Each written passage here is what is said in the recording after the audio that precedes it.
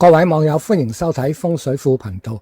今集同大家講吹桃花同埋吹嗰個嘅文昌。未聽我講點樣做之前，先預備好自己嗰個嘅八字，然之後將自己出世嗰一日嘅地支揾出嚟，再嚟出世嗰個年份嘅地支揾出嚟，睇下係屬於乜嘢嘅生肖。好似幅圖黃色底嗰部分嗰個示範咁樣，佢係壬寅日出世，寅就係等於虎。咁啊，我哋上邊有個表對照翻嘅，跟住就睇嗰個年份啦。年份好多人都知道自己係屬於乜嘢嘅生肖，咁我都講下啦。咁佢個年份就係癸酉，癸酉個酉就係屬於雞嘅，即係話佢係雞年出世，虎日出世。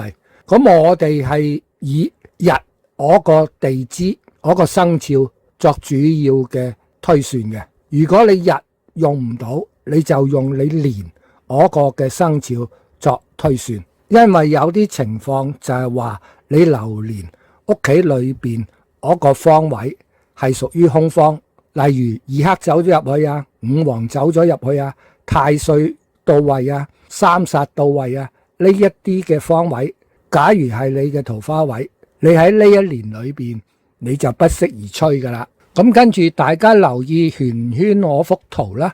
咁圓形呢一個圖呢，最外邊嗰層稱為24山，我哋嘅桃花位就係喺24山其中嘅一個山嗰度嘅。咁我哋先睇南邊啦，南邊5位係桃花位，係蛇雞牛嘅桃花位。今年遇着五黃道，所以蛇雞牛出世嘅日或者年都唔可以去作吹桃花嘅動作啦。咁啊，跟住我哋睇下猴鼠龍，佢嘅桃花位就係喺酉位呢個位，今年冇問題，你可以吹。咁啊，豬羊兔今年個桃花位就係喺子嗰個位，咁你係唔可以吹，因為三煞到位。虎馬狗個桃花位就係喺卯位，咁今年裏邊你係可以吹桃花嘅。睇晒之後，我哋發現咗有6個嘅生肖年份或者日份，我哋都唔適宜吹桃花。咁我只係講2個適宜吹桃花係點樣做啦。咁先講卯嗰個位啦，老虎日、馬日、狗日或者係年嘅或者係年份，你都可以去作呢一個嘅動作。咁喺呢一個位裏邊，用一個光雅嘅綠色花樽，就插3支或者8支。主要以綠色為主要嘅花，嗱，因為綠色嘅花就好少嘅，有一啲淡綠色嘅花，咁呢個就可以作吹桃花嘅用途。咁啊有位啦，就即係話猴鼠龍呢一個嘅位，咁呢一個嘅位你可以插7支白花，用一個白色嘅光雅花樽就插7支白花，或者係2支白花，然之後任何嘅生肖出世嘅日或者年都好，都可以喺東南位嗰個九子位嗰度揾一個紅色嘅光雅花樽，就插9支紅花。咁呢個方法吹正桃花嘅風水術嚟嘅。咁因為以前啲人呢，所謂吹桃花去追求嘅係婚姻嘅，同而家大部分人諗嘅桃花係有出入唔同嘅。好，跟住我哋睇另外一幅圖，係講吹文昌嘅。吹文昌就係用我哋嗰個出世嘅日嘅天干作為推算嘅。我哋睇下嗰個八字嗰個例子，1988年出世呢位朋友，佢嘅八字就係丁卯年、壬子月、乙卯日、丙子時。咁佢出世嗰一日嘅天干就係月，咁月嘅文昌位就係喺午方。好啦，我哋有10個天干噶嘛，咁而家我就排晒俾大家對照啦。甲日就喺自方，月就喺午方，丙日就喺申方，咁自己慢慢睇啦。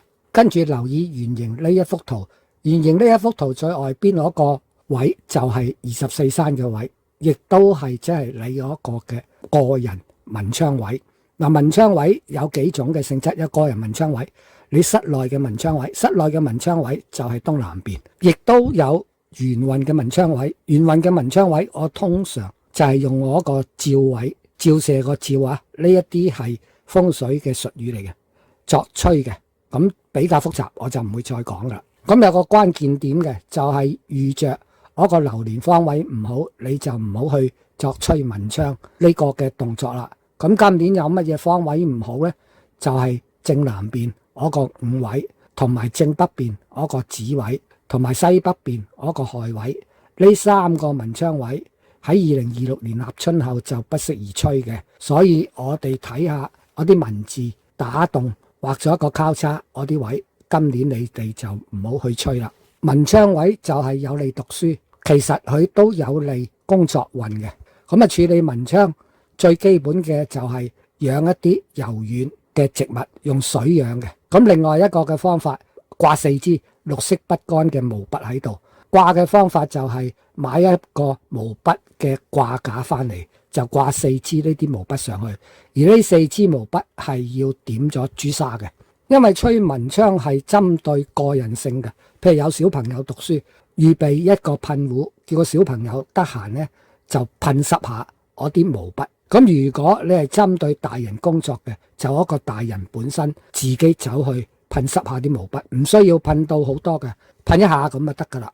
即係每支筆都帶有一啲濕潤嘅性質，咁唔係長時間啊，即係話你隔日去噴下去，咁樣就可以噶啦。咁啊喺呢個24山紅圈嗰啲嘅位嗰度，就作呢一類型嘅風水處理吹文昌就可以噶啦。同風水有關，我就出咗3條片，好可能有啲嘢重疊，例如東北位啦。咁啊喺講吹財運嗰度，我會叫人哋去養魚嘅，同埋一個東南位咧，我就叫你哋去插9支嘅紅花。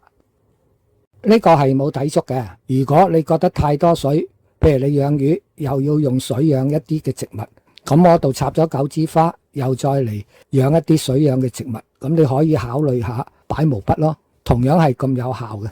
同2026年室內風水相關嘅片，我就一共拍咗3條。其實我係有啲煩惱嘅，拍呢類型嘅片。如果好簡單去同大家講，大家未必會明白，必須要有一個術數嘅基礎。如果我講到好複雜，又驚大家冇興趣，我講完又唔知道我講啲乜嘢，所以我盡量都做啲嘅圖片出嚟啦。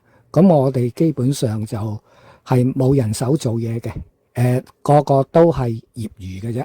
所以大家幫下手，咁我哋多啲人訂閱，多啲留言，咁我哋就會好開心噶啦。拜託各位。